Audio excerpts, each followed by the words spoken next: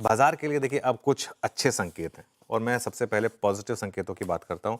मेरा जो मानना है कि एक बाजार में अब एक जो सबसे बड़ी तकलीफ है ना, उसको सॉर्ट करने की तैयारी चल रही है। जब भी ये होता है ना, मैं हमेशा पॉजिटिव मन बनाने की कोशिश करता हूँ। फिनेंस मिनिस्टर ने कहा है कि जीएसटी दरों को कम करने पर बात हो रही है। एक न्यूज़ चैनल का इवेंट था, उसमें उन्होंने ये बात कही थी कि जीएसटी दरों को हम कम करने की बात कर रहे हैं। और अगर जीएसटी कम हुआ आशीष, तो ये बहुत बड़ा पॉजिटिव होगा, क्योंकि डायरेक्ट टैक्स ऑलरेडी एक स्टिमुलस आपको मिल चुका है। एक इनडायरेक्ट टैक्स कट का भी अगर एक आपको स्टिमुलस मिल गया, डायरेक्ट टैक्स का 1 लाख करोड़ का स्टिमुलस मिल चुका है, इनडायरेक्ट टैक्स कट का भी अगर मान लो समझ लीजिए इतना अगर स्टिमुलस मिल गया आपको सिस्टम में, बहुत बड़ी चीज़ होगी ये। पिछले 1 महीने से आई थिंक एक चीज़ क्लियर हो चुकी है, अब ये सरकार बहुत सीरियस है।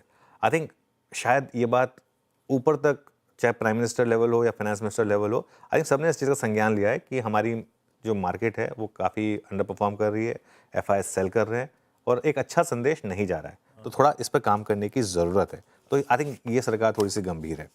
मैं मनी कंट्रोल के उस इवेंट में पूरे दिन था, जब सेबी चीफ थे, सेबी चीफ से मिला भी था, हमने बात भी की थी। नए सेबी चीफ ने कहा है कि वो एफआईआई से बात करेंगे। और ये एक इंपॉर्टेंट चीज़ है कि सिर्फ इतना कहना कि नहीं हम पूछेंगे आपसे, ये ज़रूरी है, इंस्टेड ऑफ सेइंग कि नहीं हमको एफआईआई की ज़रूरत नहीं है। ये उस सिर्फ इतना कहना ना कि हाँ ठीक है, आप एक इम्पॉर्टेंट हिस्सा हैं मार्केट का, हम आपसे बात करेंगे, ये भी एक अपने आप में एक इम्पॉर्टेंट चीज़ है। ठीक है, तो इसका मतलब क्या है कि सरकार, आरबीआई और सेबी शायद अब सभी एक पेज पर हैं। पिछले 3-4 दिनों में आपने आरबीआई की तरफ से भी कितने सारे स्टेप्स आते हुए देखे हैं ना। चाहे वो लिक्विडिटी इंजेक्शन हो, रेट कट हो, उससे पहले सीआरआर कट हुआ था, सब कुछ हुआ था सिस्टम में। आई थिंक अब एक चीज़ क्लियर है कि यहाँ पर कि अब एक स्टिमुलस एक दिया जा रहा है इकोनॉमी को, उसका इम्पैक्ट थोड़ा लैग के साथ आता है, लेकिन मार्केट उसको शायद पहले से एक प्राइसिंग करने की कोशिश करेगा। उसमें अब आप जोड़ दीजिए निफ्टी के करंट लेवल।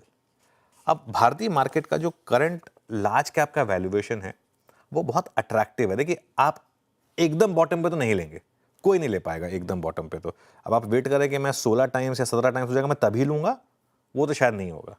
तो इस समय मुझे लग रहा है कि वैल्यूएशंस मार्केट के ठीक ठाक हैं लार्ज कैप के।